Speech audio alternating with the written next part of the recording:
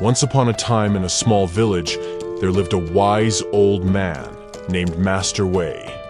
He was known throughout the land for his simplicity and profound wisdom.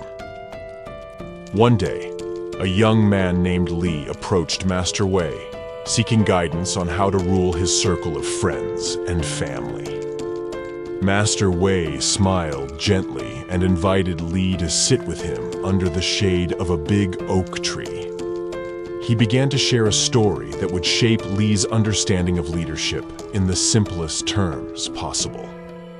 In a nearby village, there was a mighty river that flowed through the heart of the community. The people depended on the river for their water, food, and transportation. One day, the river spoke to the villagers and said, "I am willing to serve you all, but I need someone to rule over me and guide my currents." The villagers were puzzled and unsure who should take on this responsibility.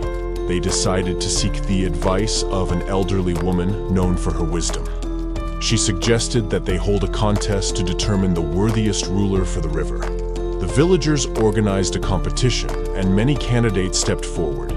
Some were strong and believed that might should rule the river, while others were cunning and thought intelligence should prevail. As the contest unfolded, one person stood out from the rest, a humble fisherman named Kuan. Kuan didn't boast about his strength or intelligence. Instead, he spoke of understanding the river's moods, respecting its natural flow, and working with its currents rather than against them. The villagers, impressed by his humility and wisdom, chose Kuan as the ruler of the river. Under Kuan's guidance, the river thrived and the village prospered. Kuan didn't force the river to bend to his will, nor did he try to control every ripple. Instead, he embraced the river's natural essence and worked harmoniously with it. The people of the village learned from Kuan's example and began to apply the same principles in their daily lives. Li listened intently to Master Wei's story and then asked, "But does this relate to ruling my circle of friends and family?" Master Wei chuckled softly and replied, "Just as Kuan ruled the river with humility and understanding, you can rule your circle by embracing the natural flow of relationships. Understand the moods and needs of those around you, respect their individuality, and work harmoniously with the currents of life. Lead with kindness. Listen with an open heart, and be humble in your actions. Like the river, relationships thrive when you allow them to follow their natural course. Be a source of support and encouragement, and your circle will flourish under your guidance."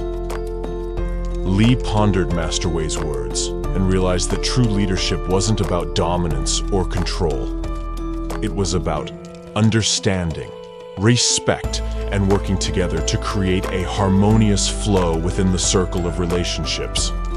Armed with this newfound wisdom, Li returned to his village and applied the teachings of Master Wei. Over time, he noticed a positive change in his relationships with friends and family. The simple yet profound lesson of ruling with humility and understanding had transformed Li into a leader who guided his circle with grace and wisdom.